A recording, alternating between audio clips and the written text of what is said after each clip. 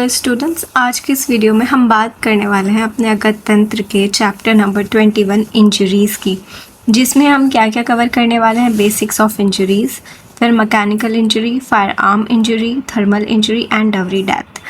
ये सारे पॉइंट्स हम कवर करेंगे, लेकिन उससे पहले देख लेते हैं कि सिलेबस में क्या मस्ट टू नो है, क्या डिज़ायर टू नो एंड क्या नाइस टू नो है। ठीक है, मस्ट टू नो तो हमेशा पढ़ना ज़रूरी है, डिज़ायर टू नो मर्ज़ी है, पढ़ो या ना पढ़ो, नाइस टू नो छोड़ दो तो दिक्कत नहीं है। लेकिन इसमें से भी डीके में से भी बहुत सारी चीज़ें इंपॉर्टेंट हैं, जैसे रूल ऑफ 9 बहुत इंपॉर्टेंट है, तो ये चीज़ मैं आपको बताऊंगी। और डीके में से एंट्री एंड एग्जिट वुंड में डिफ्रेंशिएट बहुत ज़्यादा इंपॉर्टेंट है। तो सबसे पहले डिफाइन एंड क्लासीफाई इंजरीज़, उसके बाद उसका medico legal aspect of injuries पढ़ेंगे, उसके बाद characteristics, age and medico legal aspect हम मैकेनिकल इंजरीज़ का पढ़ेंगे। तो बाकी फायर आर्म में भी सारी चीज़ें सेम है, इसमें भी सेम है, बस rule of 9 and degree of Burns इसमें एक्स्ट्रा है, postmortem appearance and medico legal aspect and medico legal aspect of Dawari death. तो हमें इंजरीज़ में जो पढ़ना है, सबसे पहले तो क्लासिफिकेशन की वो पूरी टेबल हम आपको याद करा देंगे, फिर मेडिको लीगल एस्पेक्ट तो सबका बहुत ज़्यादा इम्पोर्टेंट है, और कैरेक्टरिस्टिक और एज हम पढ़ेंगे, जो कि मस्ट टू नो में हमारे सिलेबस में है। तो बेसिक्स ऑफ इंजरी में जो इन्होंने सबसे पहले बताया है, what is injury and what is wound, what ever you से।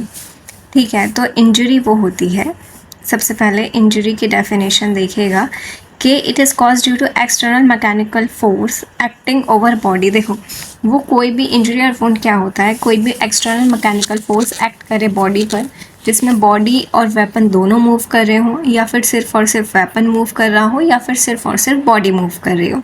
So this is the injury और वुंड। कैसे कॉज होता है, अब हम बात करते हैं कि इंजरी की डेफिनेशन क्या है। तो an injury can be defined as any harm illegally cause, जो कि एक तो नुकसान है और दूसरा इलीगली कॉज किया जाता है किसी भी पर्सन को बॉडी पर आघात करके, या फिर मन पर, या फिर उसकी रेपुटेशन को ख़राब करके, या फिर उसकी प्रॉपर्टी, ठीक है, प्रॉपर्टी की हानि उसे करना।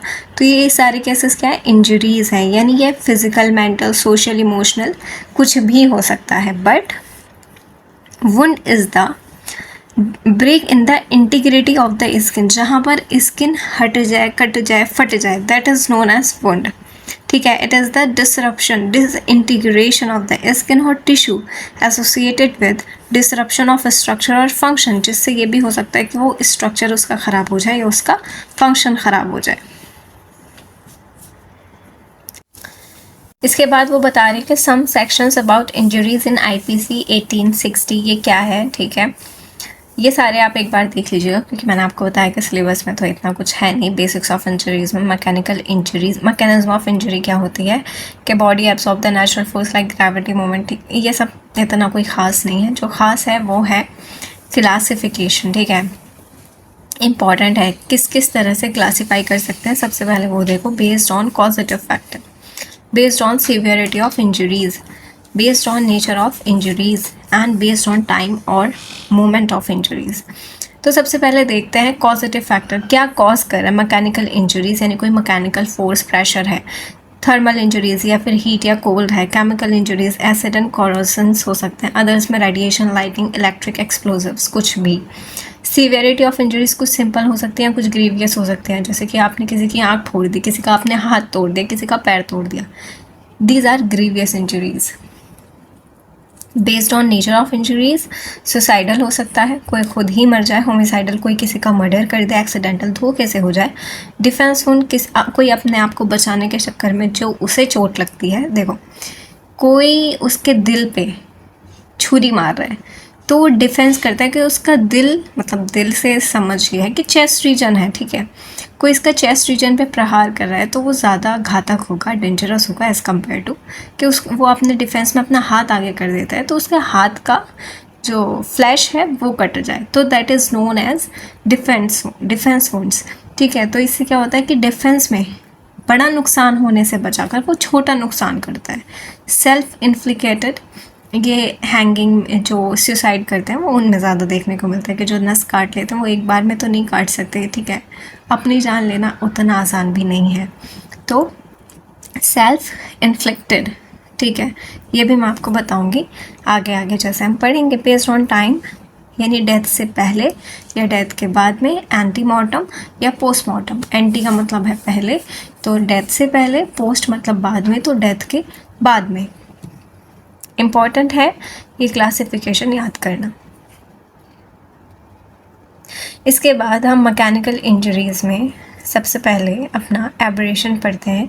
Abrasion are the injuries where there is destruction in the skin due to loss of superficial epidermis, यानी इसमें सिर्फ किसका लॉस होगा, एपिडर्मिस का लॉस होगा, कोई ज़्यादा बड़ी चोट नहीं है, खरोच जिसे हिंदी में हम कहते हैं, that is abrasion. These are produced as a result of blow, ठीक है, फॉल, गिर गया, मोस्टली ये तो रफ सरफेस की वजह से होगा, स्मूथ सरफेस पे थोड़ी ना आपको एब्रेशन हो जाएगा। तो गिर गया आप रफ सरफेस पे, आप घिसट रहे हो, ड्रैग, आपको कोई खिसका रहा है, ठीक है। और मोस्टली ये देखा जाता है व्हीकुलर एक्सीडेंट, बाइक वाले जब उनका एक्सीडेंट होता है तो उस रोड पर घिसटते जाते हैं, वहाँ पर उन्हें जो चोट लगती है वो मोस्टली एब्रेशन है। एब्रेशंस में भी अगर मैं बात करूँ तो graze abrasions mostly accidental cases में देखने को मिलता है। अब देखते हैं कि दीज आर सुपरफिशियल इंजरीज, जैसे मैंने बताया कि एपिडर्मिस में है। When abrasion are healed there is no permanent scar, कोई भी एब्रेशन जब हमारे होता है तो उसका कोई परमानेंट स्कार नहीं होता, वरना तो हमारे शरीर पे सिर्फ चोटों के ही निशान दिखते। जितना शरारत हम बचपन में किया करते थे उस हिसाब से तो यही अनुमान है कि हमारे शरीर पे सिर्फ दाग धब्बे ही होते, बट क्योंकि वो सारी चोटें खरोच वाली और सिर्फ सुपरफिशियल वाली हुआ करती थी, इस वजह से उनका कोई स्कार परमानेंटली नहीं होता था, ठीक है। और आपको पता ही होगा, लेकिन जो डीप वाली आपके चोट लगती हैं, जो इंसिजन या लेसरेशन जो हो जाता था, उनके निशान होते हैं। मेरे भी एक बार साइकिल का हैंडल से एक खरोच लगी थी, बट वो बहुत गहरी थी, ठीक है, वो सिर्फ एपिडर्मिस तक सीमित नहीं थी, तो आज भी वो निशान बरकरार है एज अ निशानी के बचपन में क्या क्या हरकतें हम किया करते थे, ठीक है। तो जो सुपरफिशियल लेयर है उसका कोई परमानेंट स्कार नहीं होता है, याद रखेंगे। दे ब्लीड स्लाइटली, आपको पता है, खरोच लगती है तो थोड़ा सा ब्लीडिंग होती है। एंड अगर ज़्यादा सरफेस एरिया पर हो तो ब्लीडिंग ज़्यादा होगी और वो ज़्यादा पेनफुल भी होगा। The site of abrasion is the site of impact, कि जहाँ पर फोर्स होगा, जहाँ पर इम्पैक्ट होगा ऑब्जेक्ट का, तो वहाँ पर ही आपका साइट ऑफ एब्रेशन होगा। टाइप्स ऑफ एब्रेशन, इनमें टाइप्स बहुत ज़्यादा इंपॉर्टेंट है। ब्रूस का है, एब्रेशन का है, लेसरेशन का है, ये टाइप्स इंपॉर्टेंट हैं, ठीक है। क्योंकि ये चैप्टर इतना तो भारी नहीं है, इसमें बस टाइप्स ही याद कर लेना, इतना ही क्वेश्चन इससे बनेगा कि टाइप्स बताओ और उसका मेडिकल इम्पॉर्टेंस बता दो और उसका एज बता दो। तो बिल्कुल कॉमन सेंस एंड बेसिक्स जो आप चोट खाते आए हो बचपन से, वो आज यहाँ पर आपको काम आ जाएगी कि किस किस तरह से क्या क्या हमारे साथ हुआ है, ठीक है। सबसे पहले स्क्रैच की बात करते हैं। तो scratches are produced when surface layer of skin are collected in front of the sharp object like finger nails, pen या थॉर्न। जब आप फिंगर नेल से अपनी स्किन गलती से ही हो पाएगा ऐसा, तो क्या होता है कि स्किन एक तरफ से हटती है और एक तरफ जाके इकट्ठा हो जाती है, तो collected in the front of the sharp object, यानी जहाँ से शुरू होगा वहाँ से तो स्किन क्लीन रहेगी और बिल्कुल जहाँ एंड होगा वहाँ पे वो सारी स्किन इकट्ठी हो जाती है। ये होता है स्क्रैच। कैरेक्टरिस्टिक क्या है इसका? A clean area at the beginning and the heaping up of the surface layer at the end. अब हम बात करते हैं ग्रेस की। Graze is an injury which is produced when a broad surface of the skin slides और scrapes against the rough surface. अब अभी जो हमने पढ़ा था, स्क्रैच में छोटा सा, ठीक है, ज़्यादा सरफेस एरिया नहीं है, छोटा सरफेस एरिया है, लेकिन ग्रेज में जब ज़्यादा सरफेस एरिया कवर होता है, रफ सरफेस के अगेंस्ट फ्रिक्शन में जब बॉडी रगड़ लगती है, so that is known as graze, जो कि मोस्टली कॉमन है ट्रैफिक एक्सीडेंट्स में।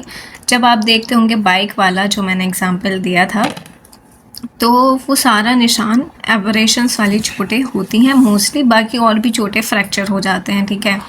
इन सीजन लेसरेशन भी हो सकता है, डिपेंड्स ऑन के क्या क्या वहाँ पे ईंधे पत्थर ये सारी चीज़ें तो नहीं है। लाइक इसमें जो याद करने वाली बात है तो direction of the injury is initially indicated by the serrated border and healed up epithelium at the end. इसमें एक तो सेरेटेड बॉर्डर्स होते हैं एंड हील्ड अप एपिथेलियम जहाँ पर जाकर स्किन कलेक्ट होती है, इसका मतलब वो एंड पॉइंट है, एंड जहाँ से शुरू होगा वो बिल्कुल क्लीन होगा, ठीक है।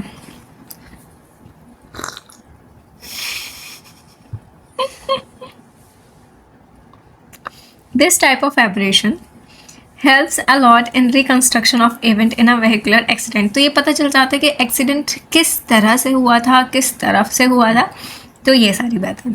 Extensive grazed abrasion are some time refer to as brush burns. जो ग्रेस्ड एब्रेशंस हैं इस तरह से, उन्हें वो कब इतने ज़्यादा रेड और इस तरह से उनके हमें वो दिखता है तो ऐसा लगता है कि ये बर्न्स हैं, ठीक है, तो उन्हें कहा जाता है ब्रश बर्न्स, ठीक है।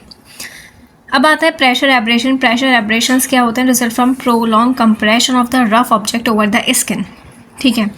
जब कोई रफ ऑब्जेक्ट हमारी स्किन पर लंबे समय तक प्रेशर डालता है तो that are known as pressure abrasions. The force required to produce pressure abrasion is however minimal. कम से कम with the use of rough material for hanging produces a ligature mark that is imprint of the material used, ठीक है, hanging वाला। Imprint abrasion क्या होता है? Pattern abrasion are the result of perpendicular force. इसमें याद रखेंगे कि फोर्स कैसा होता है? परपेंडिकुलर फोर्स होता है on the epidermis, resulting in an impression of the offending item. जिससे मुझे ये पता चलता है कि ऑफेंडिंग आइटम यानी किस ऑब्जेक्ट से ये एब्रेशन मार्क्स बने हैं। It is commonly seen in bony prominences, ठीक है, जहाँ पर हड्डी होती है उसके ऊपर ही ज़्यादातर केसेस में ये देखने को मिलता है।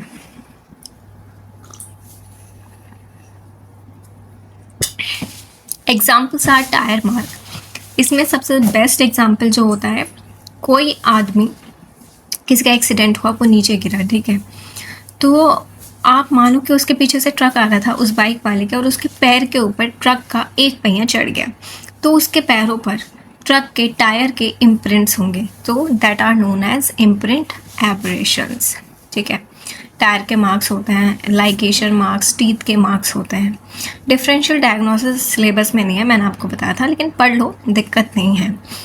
बुक है ये डॉक्टर प्रवेश कुमार शर्मा की, मैं उसी से पढ़ी थी तो मैं आपको भी इसी से पढ़ा रही हूँ। इसका सेकंड एडिशन भी आ गया है जिसमें फ़ोटोज़ को और अच्छे से दिखाया गया है, तो आप इंजरीज़ को और अच्छे से समझ सकते हो। लेकिन अगर आपको मेरी बातों से ही समझ आ रहा है तो ठीक है। अब बात करते हैं हम मेडिको लीगल एस्पेक्ट की। तो एब्रेशंस में भी सिंपल इन नेचर। एब्रेशन खरोच इतना ज़्यादा ग्रीवियस इंजरी तो नहीं है, ठीक है, छोटी मोटी आमतौर पर इंजरीज़ है, but medico legal they are very important. Medically उनकी बहुत ज़्यादा अपना एक महत्व है।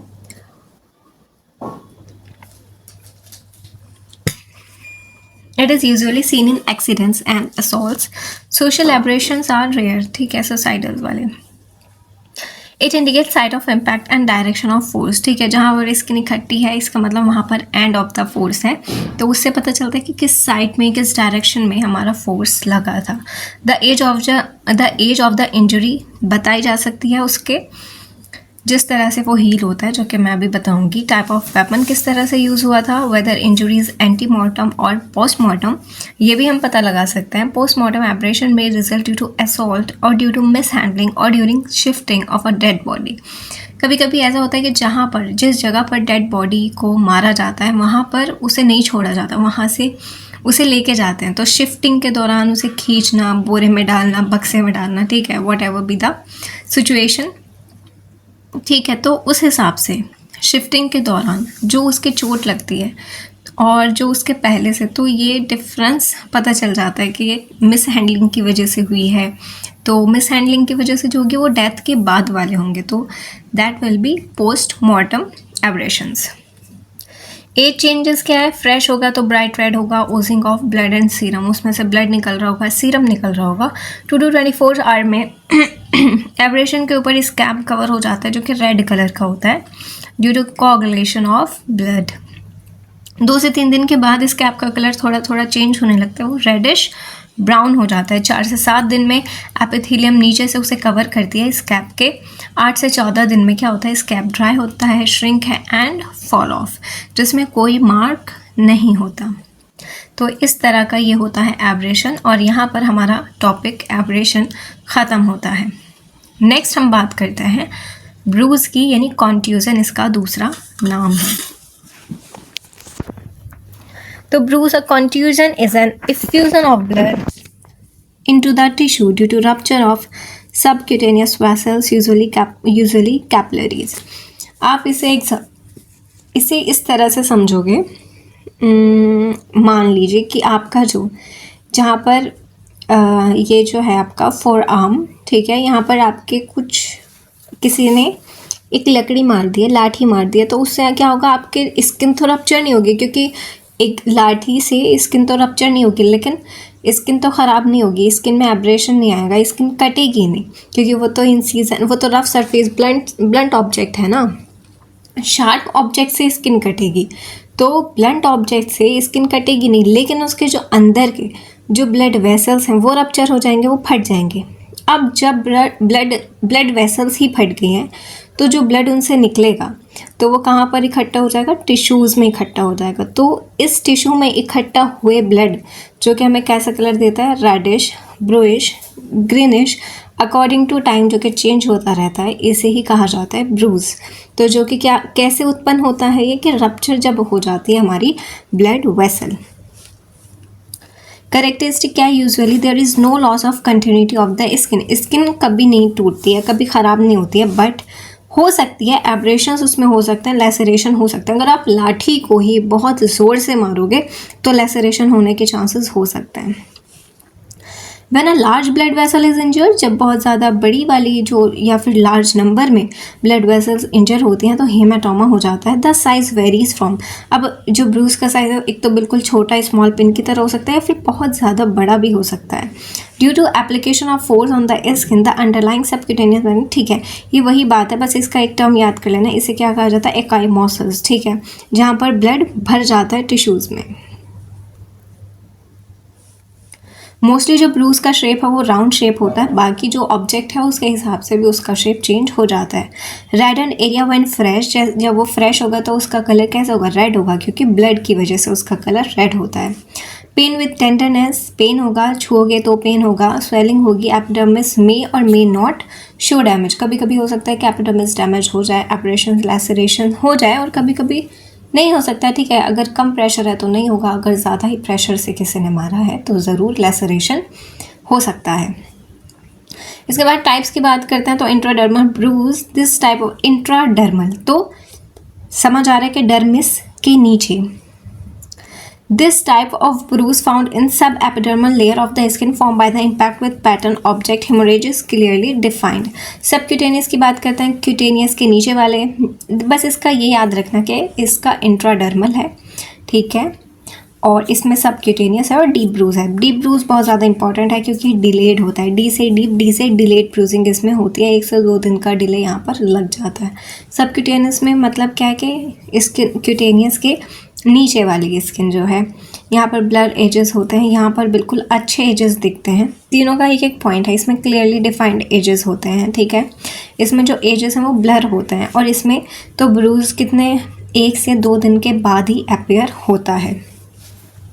फैक्टर अफेक्टिंग भी इंपॉर्टेंट है, तो सबसे पहले ब्रूज विल, अगर ये बहुत ज़्यादा इंपॉर्टेंट है, ब्रूज से क्वेश्चन आएगा तो फैक्टर मॉडिफाइंग ब्रूज ज़रूर पूछेगा, क्योंकि ये चीज़ बहुत ज़्यादा ज़रूरी है जानना कि ब्रूज होता किस जगह पर है, किन लोगों को ज़्यादा होता है, ठीक है। तो चलिए पढ़ते हैं। Bruise will occur easily at the place where skin is loose, जहाँ पर स्किन लूज होती है, जैसे आपके थाइज हैं, फोर आर्म्स हैं, यहाँ पर ज़्यादा लूज स्किन है तो यहाँ पर ब्रूज मोस्टली होता है, ठीक है। Round the eyes, scrotum and vulva. It is less in areas which are tough. कभी आपने देखा कि आपके स्कैल्प में ब्रूज हो गया, पाम ऑफ द हैंड या फिर सोल ऑफ द फीट में हो गया, नहीं होता है, बिकॉज वो लूज स्किन नहीं है, वहाँ पे तो स्किन बहुत ज़्यादा टाइट है।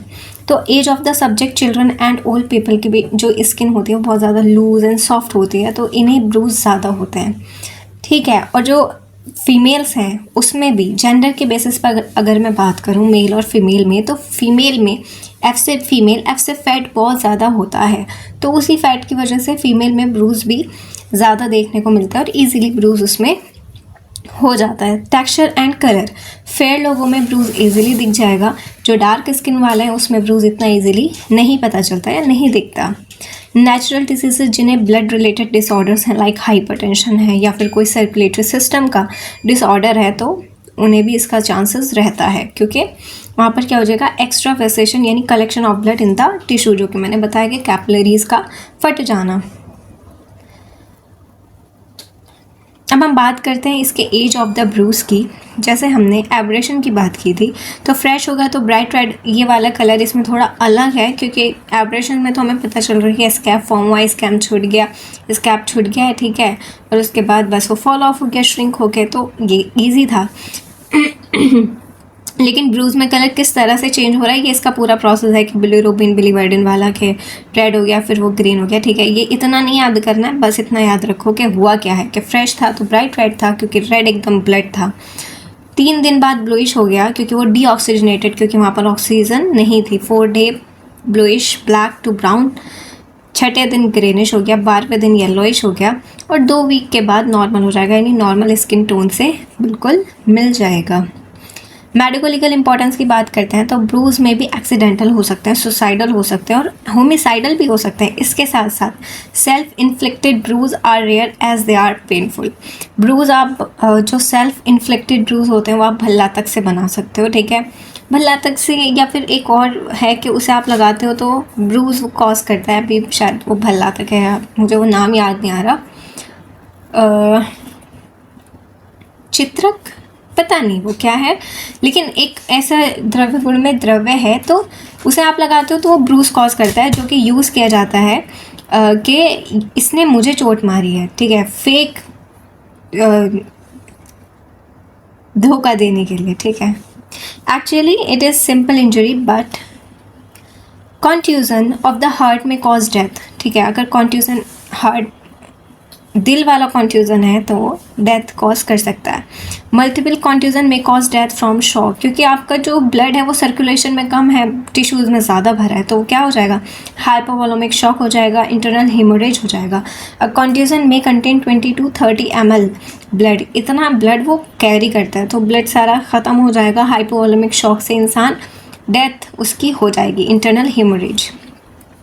Shape and size of the bruise generally correspond to object, और उसका हमने राउंड भी पढ़ा था कि राउंड होता है या फिर ऑब्जेक्ट के जैसा होता है। एज ऑफ द इंजरी बताई जा सकती है, जैसे हमने आपको बताया ग्रीन, ब्राउन, ब्लूइश कलर उसका हो जाता है। In case of fall, sand, dust, mud etcetera may be found on the body, ठीक है, कोई गिरा है तो जैसे इन केस ऑफ फॉल, जैसे सैंड, डस्ट, मड, तो उसमें भी ये मिल सकता है।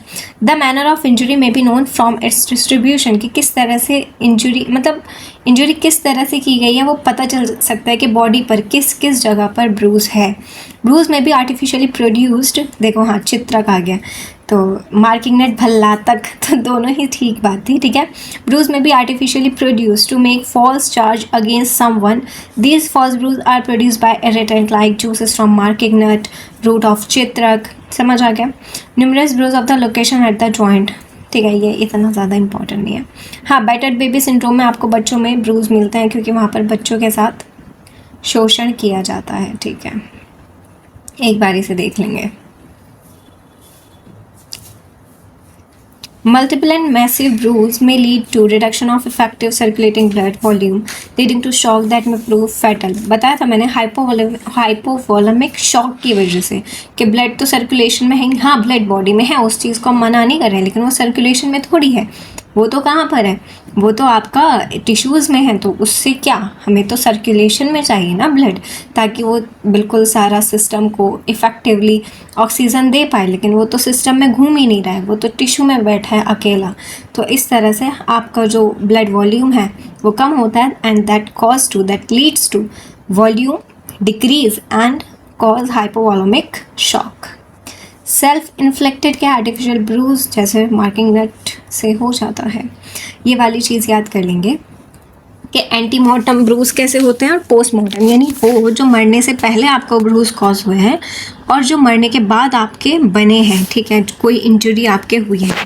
तो सबसे पहले तो ब्रूज प्रेजेंट होगा, देखो स्वेलिंग अगर आपके मरने से पहले लगे तो प्रेजेंट होगी, मरने के बाद क्या ही स्वेलिंग होगी, ठीक है, क्योंकि उसका कोई सिस्टम उसके अगेंस्ट काम ही नहीं कर रहा है, ठीक है। स्वेलिंग भी तो एक मैकेनिज्म है कि यहाँ पर भाई चोट लगी है तो यहाँ पर क्या हो रहा है कि ब्लड ज़्यादा हो गया है, स्वेलिंग हो गई है, रेडनेस हो गई है, तो वो एक बॉडी का मैकेनिज्म है ठीक करने का। तो यहाँ पर बॉडी ही जिंदा नहीं है तो क्या ही मैकेनिज्म होगा। कलर चेंज क्यों चेंज होगा, क्योंकि सारा ही कलर अब तो ब्लू हो जाएगा, क्योंकि ऑक्सीजनेशन है ही नहीं, कोई फंक्शन नहीं हो रहा, ठीक है। एक्स्ट्रा वेसेशन प्रेजेंट होगा, इसमें प्रेजेंट नहीं होगा। इसमें ऐसा समझो जो आपको चोट लगेगी, कब चोट लगेगी, ज़िंदा जब आप हो तो आपका वो फट जाएगा वेसल्स, लेकिन जब ब्रूज होता है तो वेसल्स नहीं फटती हैं, ठीक है। तो डैमेज ऑफ एपिथेलियम इसमें प्रेजेंट होता है, इसमें प्रेजेंट नहीं होता है। कोगुलेशन इसमें प्रेजेंट नहीं होता है। कैसे होगा, अपीयरेंस शो मोर मार्क, इसमें लेस मार्क, ठीक है। इसमें कुछ पता ही नहीं चलता, डेड बॉडी में क्या ही आपको पता चलेगा। अब ब्रूज एंड पोस्टमार्टम लिविडिटी में क्या फ़र्क है, ये मैंने आपको वो वाली वीडियो में बताया था जिसमें मैंने आपको पोस्टमार्टम लिविडिटी बताया था, वहाँ पर मैंने बहुत अच्छे से बताया था।